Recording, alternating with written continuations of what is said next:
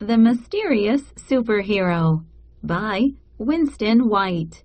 Illustrated by Mary Peterson.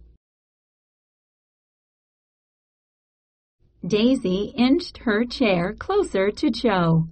"Have you heard the latest news?" whispered Daisy. "No. What is it?" Cho asked.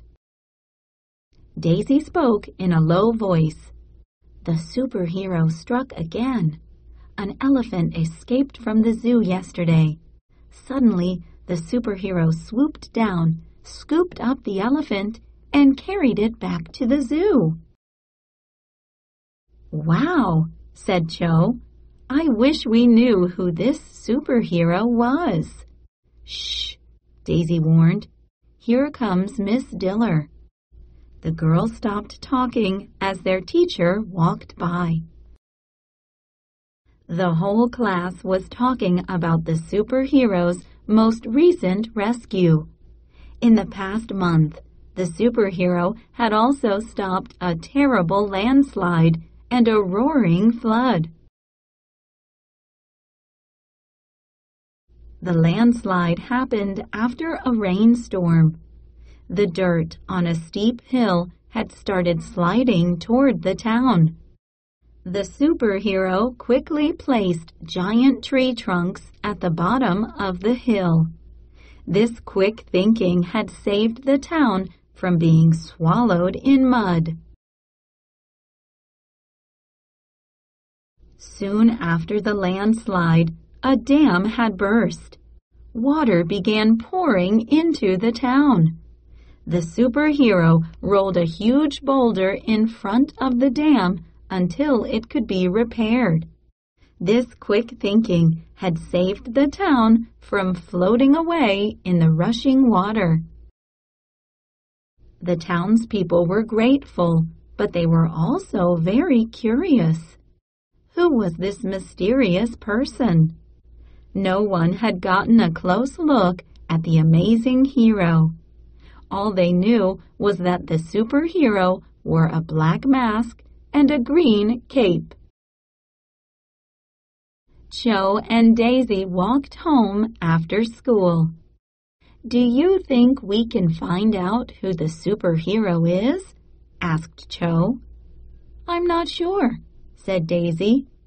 "We'll have to be really good detectives and find clues that other people have overlooked." Cho suggested that they start by visiting the zoo to look for clues. Just as they were leaving for the zoo, they heard some more news. The superhero had been seen at the radio station tower. A baby hawk was trapped at the top and couldn't fly down. The superhero sprang into action and rescued the bird. Cho and Daisy went to the radio station. They stood gazing up at the top of the tower. "The superhero must have legs like springs to be able to jump up there," said Cho. The girls studied the scene carefully but did not find a single clue. Their search was over for the day. Every day, Daisy and Cho listened for news of a new sighting. They heard that the superhero had plucked a plane from the sky when its landing gear broke. So they went to the airport, but they found no clues. Then they heard that the superhero had stopped a bus whose brakes had failed.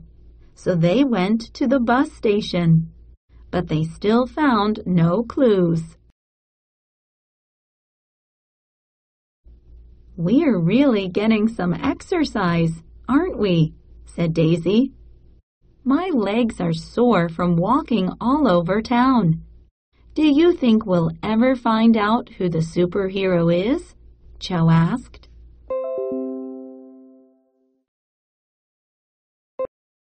One day, the girls heard that the superhero had been at the park. a park ranger was trapped under a fallen tree. The superhero arrived on the scene and pulled the heavy tree off of the ranger. Cho and Daisy rushed to the park, but the superhero was gone. "This is getting frustrating. We never find anything," said Cho glumly. "We need a plan," Daisy said. "We need to get the superhero to come and rescue us so we can take a closer look." "Rescue us? We won't do anything dangerous, will we?" said Cho nervously. "Of course not," answered Daisy. "I have an idea. We can climb up a tall tree. Then we can call for help to get down. When the superhero comes, we'll take a good look and see if we can figure out who it is." The success of their plan depended on convincing the superhero that they needed help. They would have to climb a very tall tree, and they would have to shout loudly enough for the superhero to hear them. Then the superhero would locate them in the tree and rescue them. Daisy and Cho climbed a tall tree in Cho's backyard. "This should be high enough," said Daisy, sitting down on a sturdy branch. Cho sat next to her. "Now we need to get the attention of the superhero." "Help! Help!" the girls called loudly. "We need help to get down from this tree." Mrs. Wilson, Cho's neighbor, heard the girls yelling. She looked out her window and saw Cho and Daisy high up in the tree. She shouted out the window, "Hang on, girls. I'll call the fire department right away. They'll bring a ladder truck to help you get down. Just hang on until they get here." "No, no, no," muttered Daisy. "We don't want the fire department. We want the superhero." "Our plan isn't working," moaned Cho. The girls could hear the fire truck's siren screeching in the distance. Help was on the way. "What will we do now?" Cho asked. "We'll have to let the fire department rescue us and then think of another plan," Daisy replied with a sigh. Just as the fire truck got close, Daisy and Cho heard a whooshing sound. The superhero flew into the tree, grabbed one girl under each arm, and floated down to the ground. She placed each girl down gently. Then she flew off into the clouds. Daisy and Cho looked at each other in astonishment. "Did you get a close look at the superhero?" asked Daisy. Cho said, "Yes. Was that who I think it was?" "We can't be sure yet," said Daisy, "but I think I know where we might find a clue."